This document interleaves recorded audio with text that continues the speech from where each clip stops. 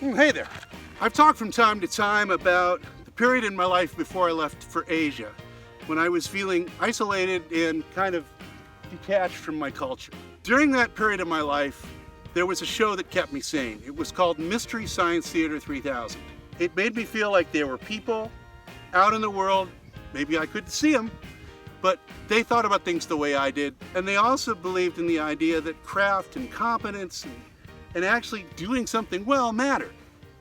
You see, Mystery Science Theater 3000 was a show that made fun of incompetently made old movies. Two puppets and their sleepy-eyed father figure would watch the films projected above them and wisecrack their responses to the incompetence on the screen before them. Being in the United States throughout most of 2020 has felt a lot like being trapped in a spaceship forced to watch a bad movie. As a wrap-up to my US experience, I thought it would be fun to do a show devoted to my favorite show. I, like probably a lot of you, became curious about how were these movies made and where were they made?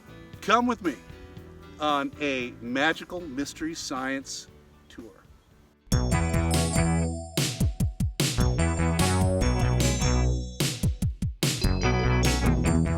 Walk through the street in dawning gray, and I just disappear.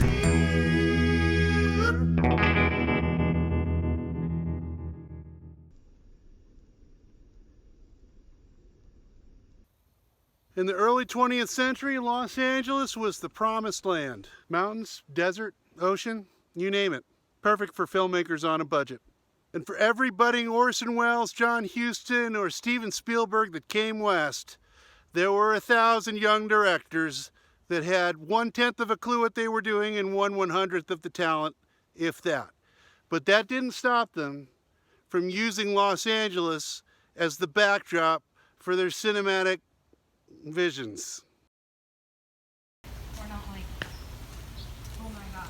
For B, C, and Z grade filmmakers in the 40s, 50s, and 60s, the 4,000-acre Griffith Park that lies right in the heart of Los Angeles was a veritable playground to conjure up backgrounds for science fiction, fantasy, you name it, you could do it at Griffith Park. Now, any review of MST3K film locations must start here. Bronson Caverns, the man-made hole in the rock that has served as a backdrop for countless films and television shows over the years, including the 60 series Batman, which earned it its colloquial local name, the Bat Cave.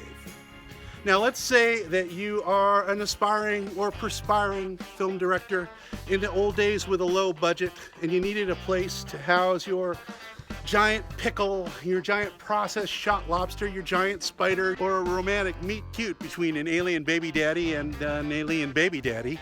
Anything like that. Just load up your stuff and head right down to Bronson Caverns. But wait, it gets better. Let's say that you're a director and your name is Roger, and you're making a movie on a budget about prehistoric societies, Vikings, cavemen. Well, all you got to do is bring your camera, whatever actors you got, park right here, use all the local scenery as a backdrop, and outside of a weekend, voila, you got yourself a movie. And the best part is, if no one catches you, it's free.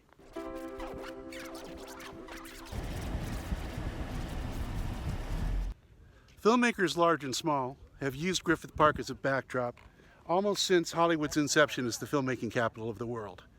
This is the Griffith Park helipad. If you've ever seen a car commercial, chances are one of them was filmed here.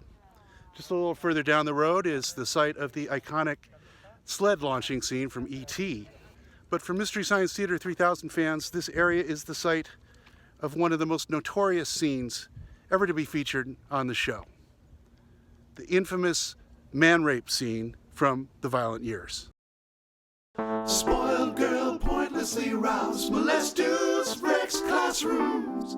The Violent Years. The four perpetrators approached from that direction and came upon the couple that were making out in their car at this point.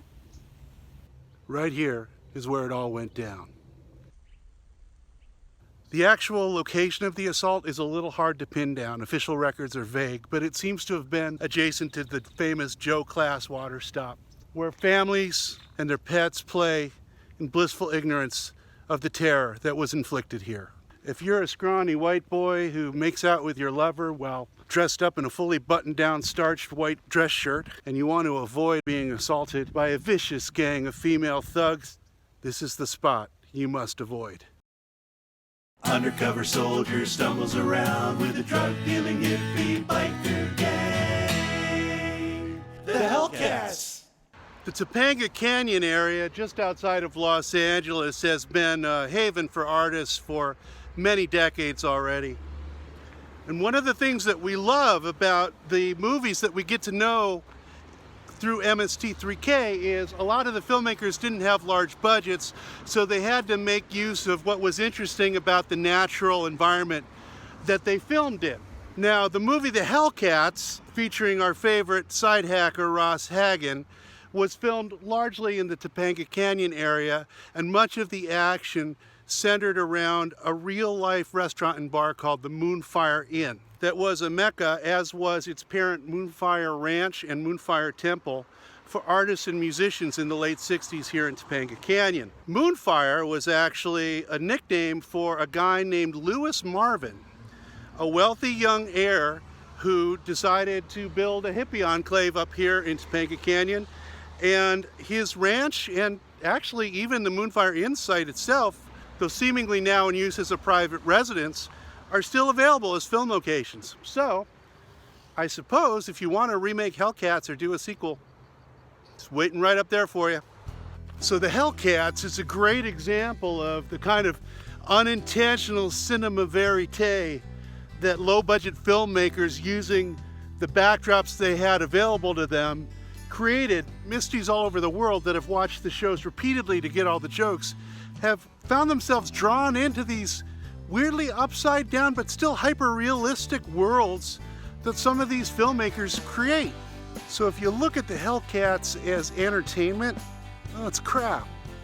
But if you see it for what it is, a bunch of young actors and filmmakers at a very interesting time and place in our city's history, using their natural backdrop to bang out a film, it's pretty cool.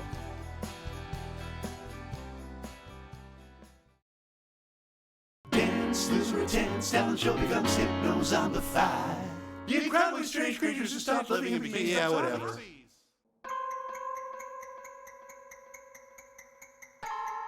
It's Halloween, and we're in Long Beach to check out the site of the most horrifying and scariest MST3K film of all, The Incredibly Strange Creatures Who Stopped Living and Became Mixed Up Zombies, or Tisquizlabmas for short.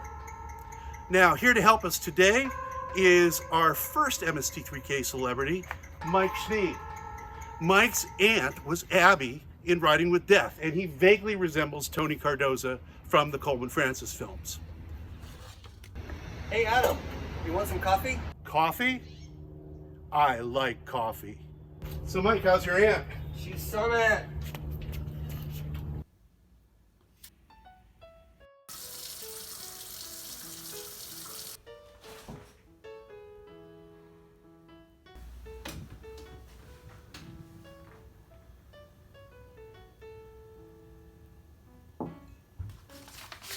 It's from my old friend Joe Moss. You haven't heard from him for a while, huh? The night we dropped on Korea seems like only a dream. The picture you sent of Teresa, all I can say is, you're lucky. If you ever need a good mechanic, I'll come a-running on a humming pigeon. Guys, I'm gonna be in the living room. Weren't you going to have some coffee? You know you're right. Come on, I just teleported here. It's impressive. I think it's about time we left, Adam. What do you think? And now over to Adam to see what he thinks. And now, Adam. I don't know, Mike. What do you think? All right, I'm out of here. Get your tickets here. Get your tickets here. We're now at the site of the Pike, an amusement park that was a Long Beach landmark from the time it was built in 1902 till when it was demolished in 1979. Now, the Pike was where budding filmmaker Ray Dennis Steckler, aka Cash Flag, showed us that you could basically film a talent show, get some of your friends in bad makeup, and ride a few amusement park rides and get a horror movie out of it. Now, if you want to celebrate Halloween, as we are right now at the Pike, these days you're going to be at this rather large shopping mall, and the only remnant of it is this Ferris wheel and some park-related scenery. In fact, the beach where Cash Flag and his dim-witted compadres frolicked is actually now this green lawn. It was filled in to make way for new development where the ocean was just behind the camera. And, well, hey, Mike. Now, Mike, if you would, since it's so hard these days to visualize, can you share with us some of your vivid childhood memories, the magic that was this amusement park back in the 60s? Well, I grew up in Garden Grove, not Long Beach. We never went to the Pike. Well, did you at least go on family outings to Long Beach, like maybe with your aunt? Yes. She would drive us from Torrance to Long Beach 13 hours. That seems kind of long. It's some aunt.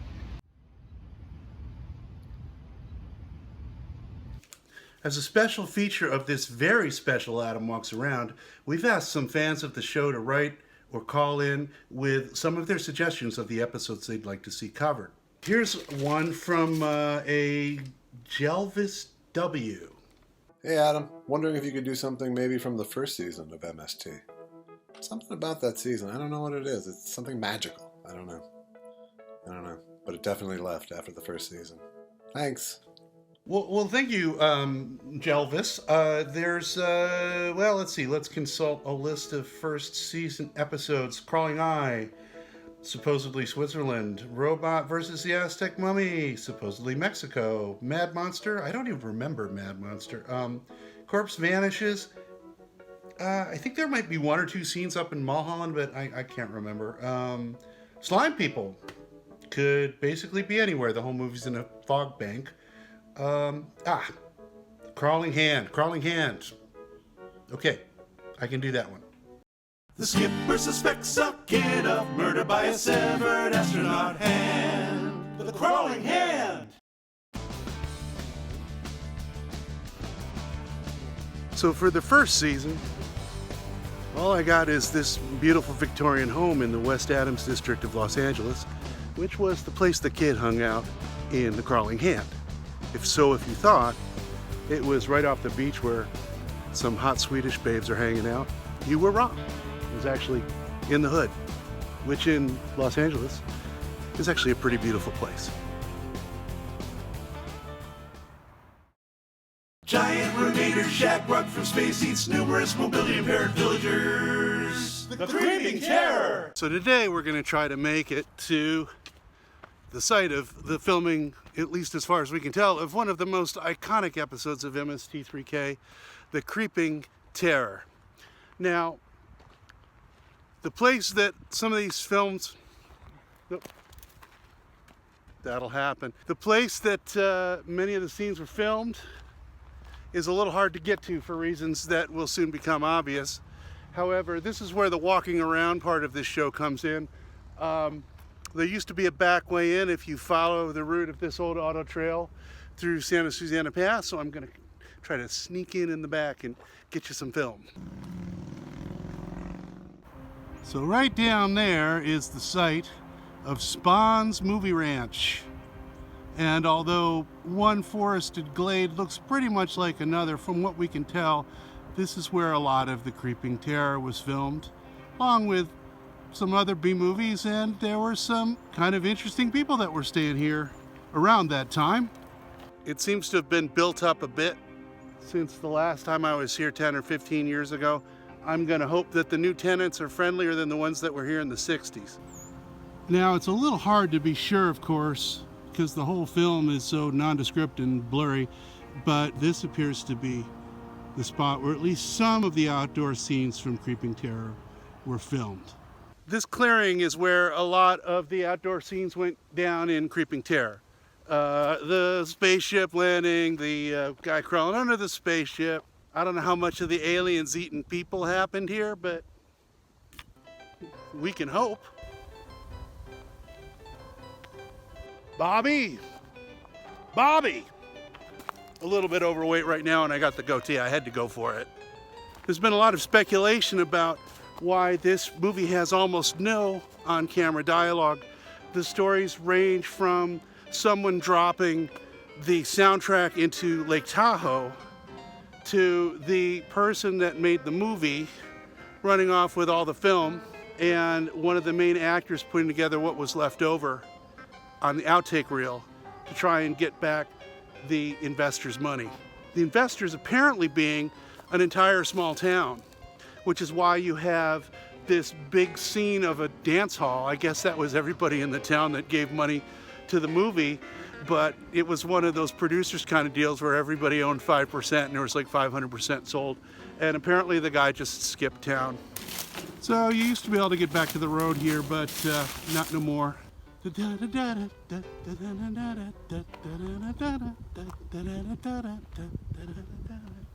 Bobby! Bobby! Hey, Adam here. It looks like I made a boo-boo.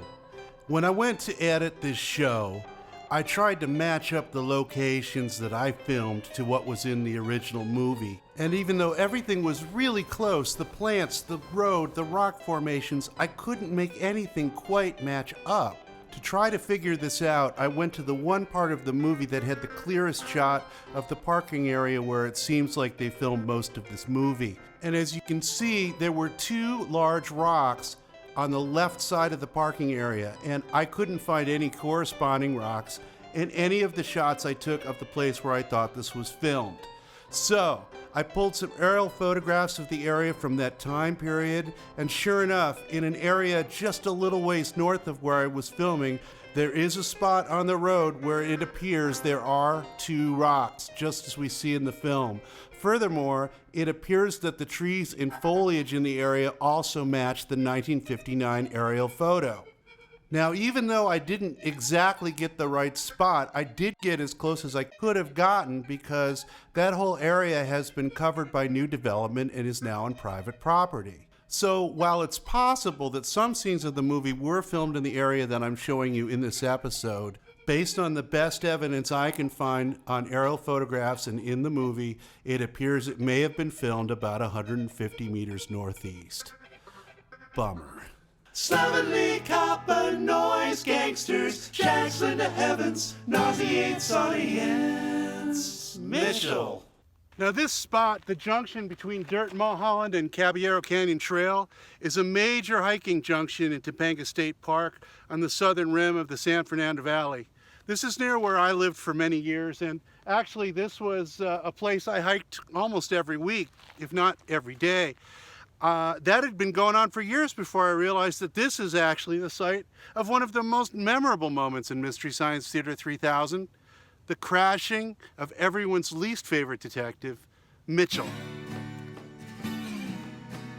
Remember that great chase scene between Mitchell and Miller, where our hero gets his car wedged between two roads? Well, that's the spot right there. Isn't that great? You see, back in the 70s, you could drive this, and I guess you could drive Caballero Canyon Trail too. So they were looking for a place to flip his rig where you could get that kind of angle going on, and this is where they found it. Not bad, huh?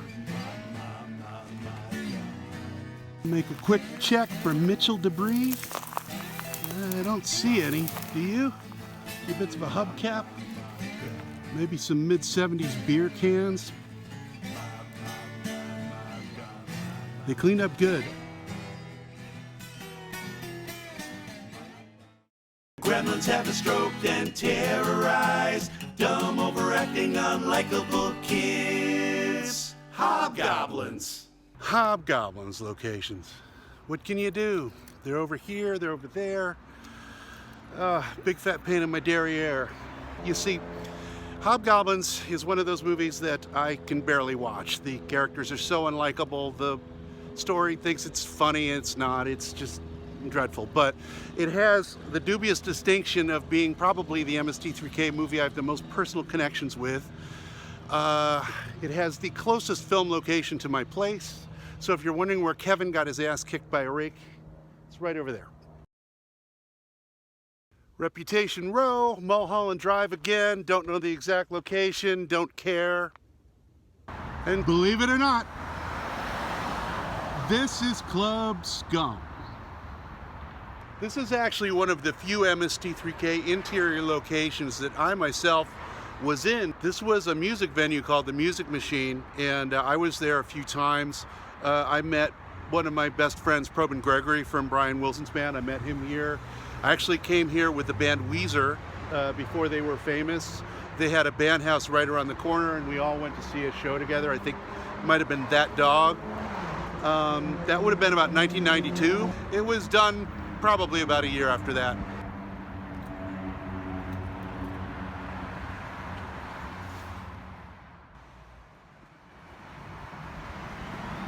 This is where the bouncer first held forth and gave out the fake IDs. It's quite a different place these days. Now, I do have one more really obscure connection to the movie Hobgoblins.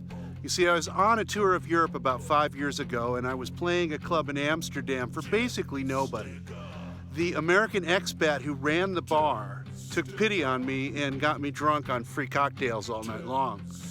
And when he was spinning stories, it turned out that he was in the Fontanelles, the band that was playing at Club Scum. So, Hobgoblins indirectly got me drunk in Holland. And if you have to watch that movie, that's basically the state of mind you want to be in. So that ought to do it for Hobgoblins. Let's move on. Our next request is from my old buddy Tim Scott in Siem Reap, Cambodia. Hey, Adam, you know what you should do? You should do the MST3K episode, The Dead Talk Back. I don't know what it is with that one, but there's something brilliant about the writing. It's just fantastic. Which loser remained cross for murdered model? The Dead Talk Back.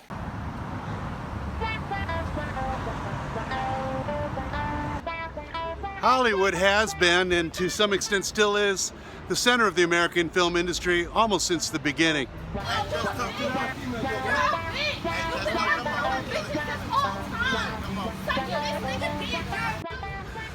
Well, anyway, it makes perfect sense that low-budget filmmakers would use some of the leftover glamour, perhaps none more than The Dead Talk Back, one of my very favorite films and one with a fascinating backstory. This film was made and completed in 1957 and then apparently sat in a can until somebody found it and released it in 1993, at which point MST3K immediately glommed onto it, and the rest is misty history. And now, right here where it happened, we are going to reconstruct the flight of Tony Bettini. Every movement has been carefully reconstructed and verified to be accurate. Oh, it's true. This 6519 Hollywood Boulevard was the site of Winds. Tony Bettini fled out of this door, went to the waiting police car right here, and then broke away, ran down the street past what was then the Academy Theater, and then across Hollywood Boulevard to the south side without a crosswalk. A very bold move. Then apparently after the scene cuts, we have him running back across the street because we next see him at the north side of Hollywood Boulevard, proceeding west, passing Whitley. There's then a shot of unidentified open space that we were unable to painstakingly recreate. They must have really covered some ground because the next time we see them, they're several blocks west at what was then Grauman's Chinese Theater. And I'd love to say more about that, but we're filming this right after the election, and an American citizen is exercising his constitutional right to protest in the middle of Hollywood Boulevard.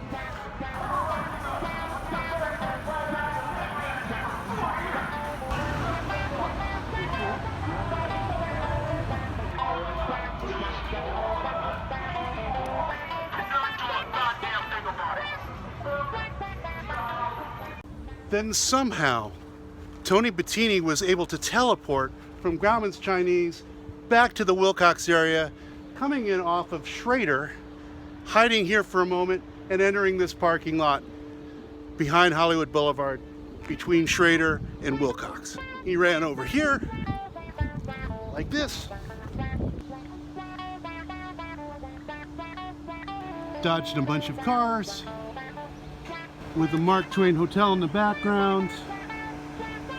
And right here is the spot where Tony Bettini was apprehended, hit the pavement, and cried like a little girl. Now this begs an interesting question. They're filming this in downtown Hollywood. They have a guy crossing without a crosswalk in traffic. They got their guys walking through this parking lot, hitting all the cars while they're sneaking their way through. Did they just like set up a camera and do this? Did they bribe the parking attendant? I mean, how did they get this done? I'm kind of curious as a low-budget videographer myself. Now, even though The Dead Talk Back languished in a film can in someone's office for 26 years, there was something of a happy ending for its two dueling narrator leads.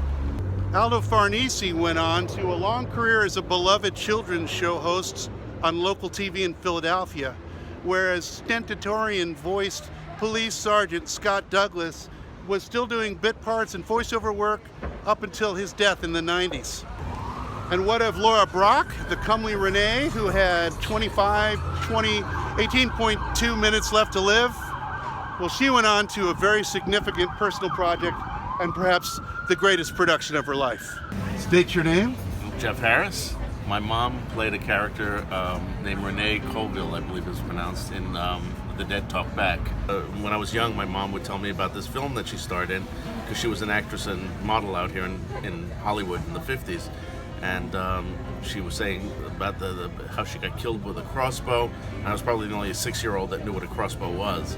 They filmed, and they were shut down, and they were filmed, but she was actually paid $5,000 to do the film, which I think is probably a good deal of money for the time. With that $5,000, she put a down payment on a house in New York, and after my dad passed away, we used it to buy a house, to buy an apartment in New York, and to this day I have that apartment in New York. So that apartment in New York was fueled originally by the money she got paid from that film. What did your mom tell you?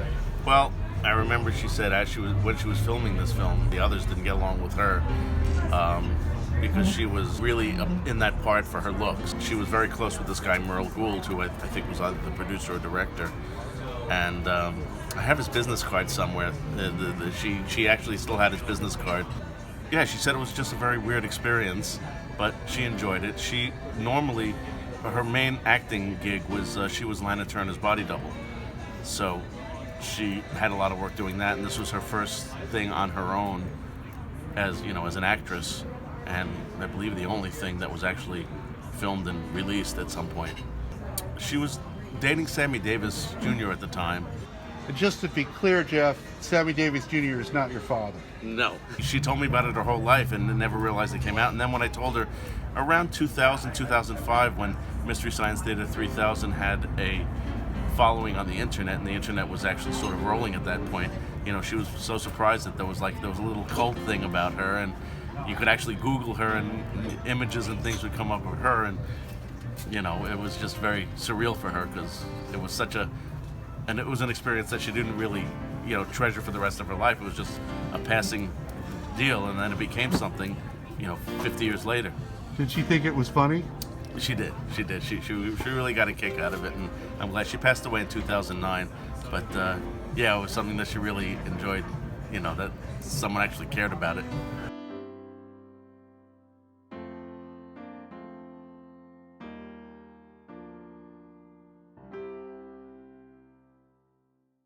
This is not California, lady, it's New Mexico. Moon rocks, giant lizards, Johnny Longbow. Ooh. Hello, I'm Rob Martinez, historian of New Mexico. The natural beauty and unique charm of New Mexico has formed the backdrop for many of Hollywood's classic movies: The Grapes of Wrath, Them, Cheyenne Social Club, Superman, Natural Born Killers, Independence Day, and my favorite, Monsteroid. These are just a few of the movies that have been made here in New Mexico.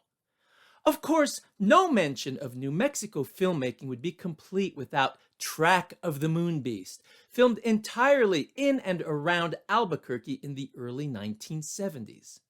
The Sandia Crest forms the backdrop for this touching love story between a hard-driving investigative reporter and a vacuous mineralogist turned giant lizard.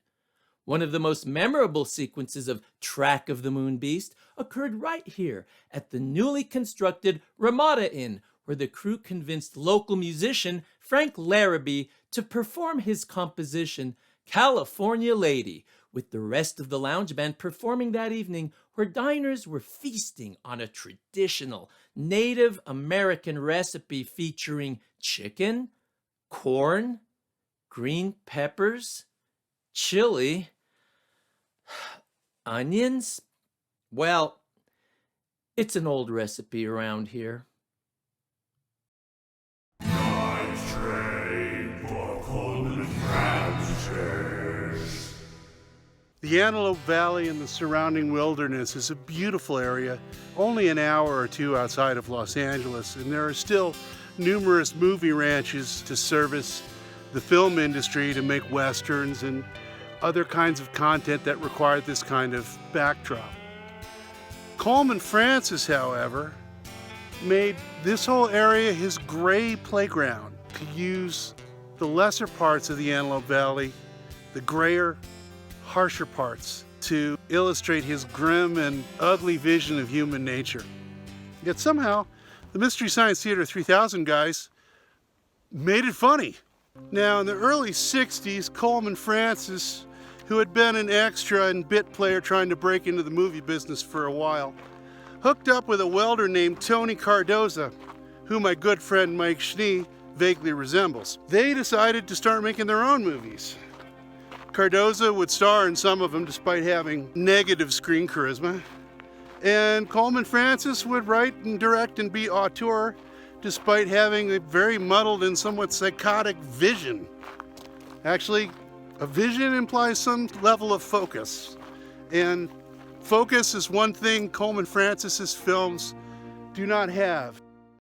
Gray people around airport, have a party, fly planes go splat.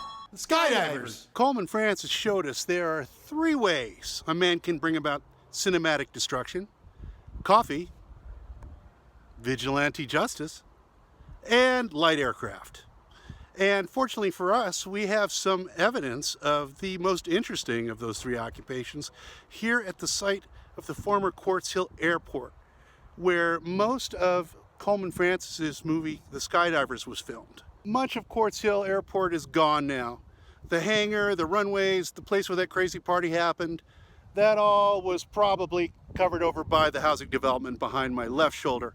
However, by lining up old landmarks like the Quartz Hill Water Tower behind me and the street over here, we can see that many of the scenes in Skydivers were filmed right where I'm standing.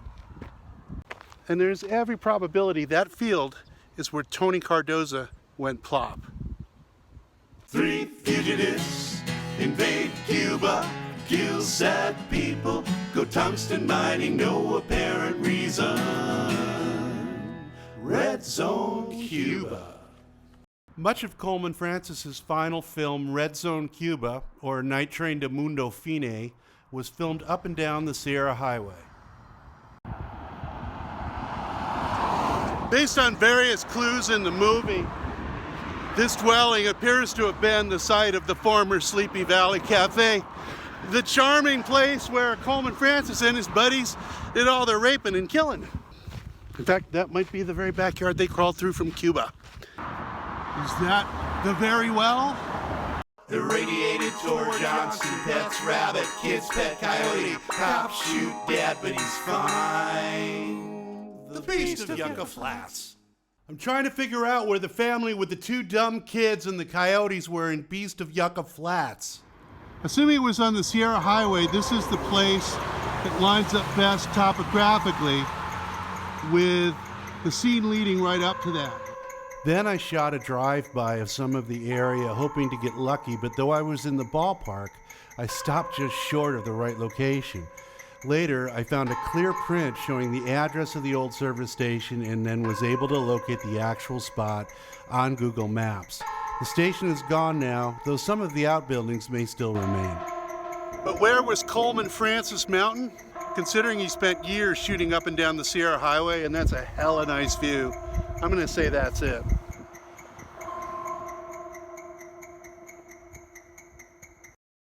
Spastic dancer, elderly, delinquent songwriter, janitor, seek wildly fortunes in LA. The Girl in Gold Boots. Another movie that captures a vivid time and place is The Girl in Gold Boots. And there's no real mystery about where most of the interior shots were filmed. It was at a legendary late 60s go-go bar called The Haunted House.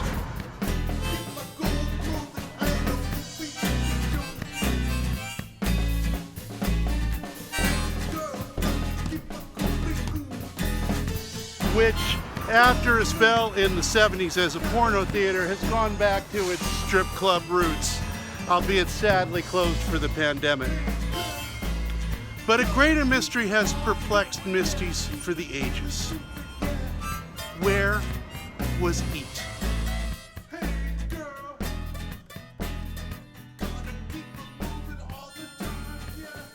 This dumpster container is the last remaining marker of the site of the late lamented Eat. Right about where I'm standing is where Critter, Buzz, and Michelle engaged in their feeble repartee before deciding to run off together to seek their fortunes in Los Angeles. This foundation, the original foundation of Eat.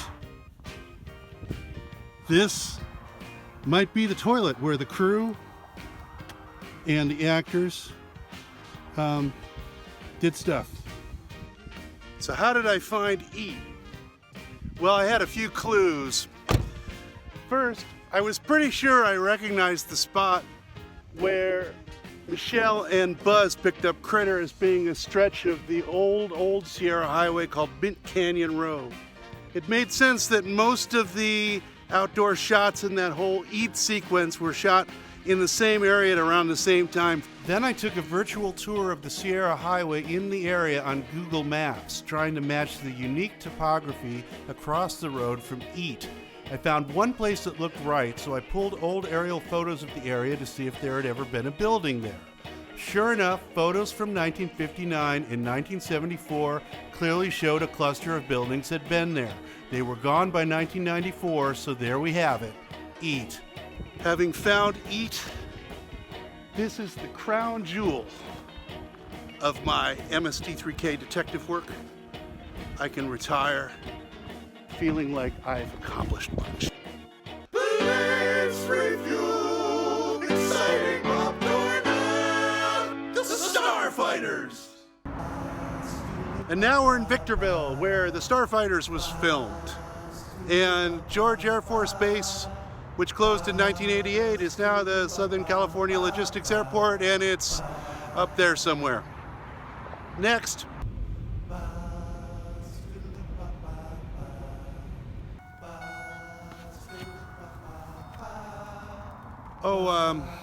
I'm right outside of Victorville now. I just pulled over to take a leak. And I could be urinating on the very spot we got to see Bob Dornan suck face. I'm going to assume that I am. Who's to say it wasn't? Now, if you'll excuse me, I'm going to take the whiz. Thanks to making a bad movie. Hi, you might remember us from Robot Rumpus, and we're here to show you some tricks to make a cheap movie.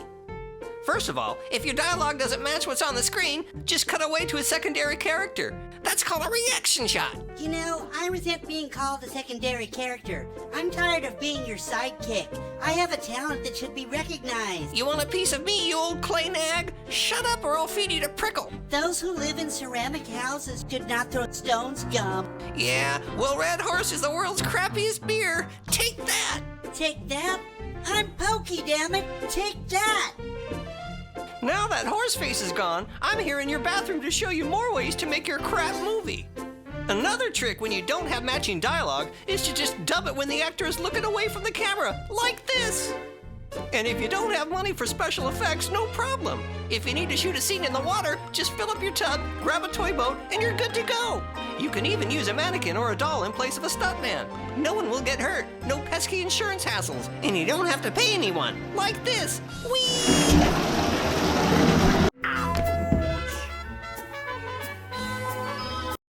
Old spies competing for a scientist, human oatmeal virus, agent for harm. Our last request comes from someone calling himself Surfer Dave. Hello, Adam. I'd really like to see you cover something filmed at the beach.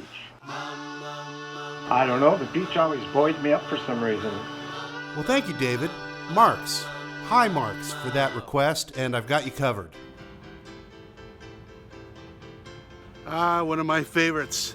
Agent for Harm, a movie that showed us that your creepy uncle and your drunk uncle can get together and make a spy ring, and you're still gonna get the babes and shoot people, and it's just gonna be great. Now, the real hero of this movie, as we all know, was Dr. Stefanik, and his funky beach house stood in this spot in Marina del Rey for 47 years after the filming of Agent for Harm, until it was torn down to make way for this brand new condo in 2012. Which means that presumably, as we walk towards the sunset, this is the spot where the notorious shootout with Prince took place, and here we have the beach. The beautiful California sunset. Based on the location of the guard shack, right about this spot was where B-Cardigan pseudo-spy Adam Chance copped a feel from his nubile co-star. Since this is likely to be my last California sunset on the beach for a very long time, I'm copping a different kind of feel right now.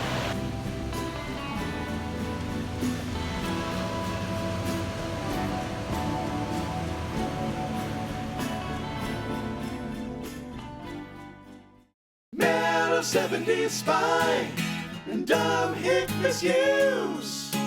Vehicles as mics and watches from heaven. Riding with death. The greatest erotic truck sex scene in film history was done right here. The scene where Jim Stafford's truck saves, what's his name? The guy from, not Peter Duell, the other guy, Ben Murphy. The place where Jim Stafford saves Ben Murphy from certain death by offering up the hindquarters of his oft-complimented Peterbilt. It just gets you right here, you know what I'm saying? Now this is exciting. Here at Big Tujunga Canyon Road, where the actual truck sequence from Riding with Death is filmed, apparently we're able to see the beam from heaven on which Abby, Mike's aunt, observed the proceedings. Very exciting. So with the help of some digital technology, we're going to reenact part of the exciting truck mating sequence from Riding with Death.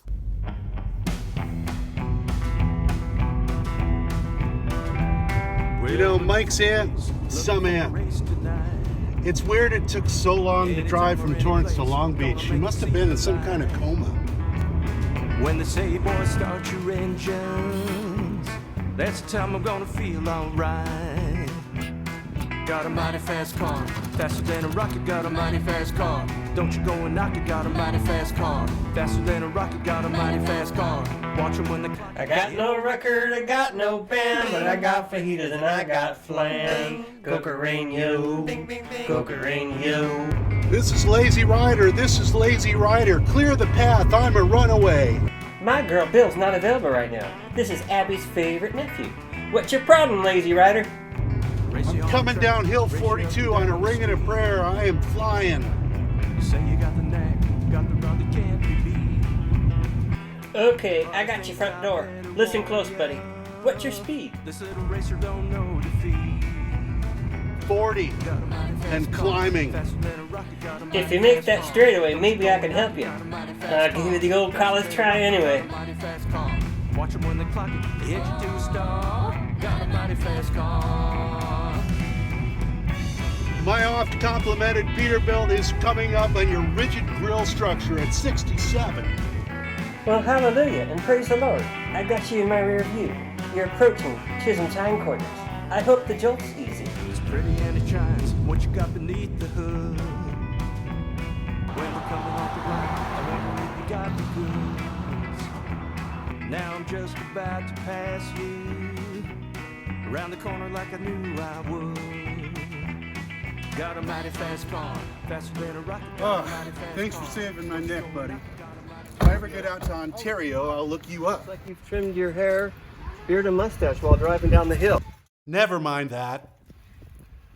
So that concludes our reenactment of the famous truck baiting scene in Riding with Death. Now today's Thanksgiving, Turkey Day, a day revered by Misties all over the world. So this is probably the appropriate time to wrap up this special Magical Mystery Science Theater tour of Adam Walks Around. Now, we'd hoped that Mike's aunt could join the Thanksgiving festivities, but because it's a pandemic, we're being responsible and she can't make it. And, actually, this wraps up my own time in the United States. So if you ever feel like you're living in a vast wasteland where incompetence rules, there's no intelligent life, mediocrity is king, and there's no one to call it out, I know a show that might make you feel a lot better about things. So long, America, and good luck. What do you think, sirs? It stinks.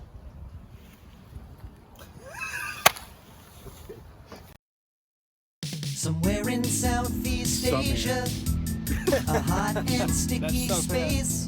Mystery Science There Theater was a 3000. guy named Adam. There are many flies attacking me right now. All over the place. I'm suffering right now. He went back home just for a bit to pack a few things in his kit. He said, I'll be back and I won't be late. But a pandemic happened and it trapped him in the States. That sucked. Let's do it again. It was a long beak. But now he's back It was a long in beak. Asia. Happy and alive. So stay tuned for more adventures when we come back for season 5 of Adam Walks Around. Let me see what we got. Yeah.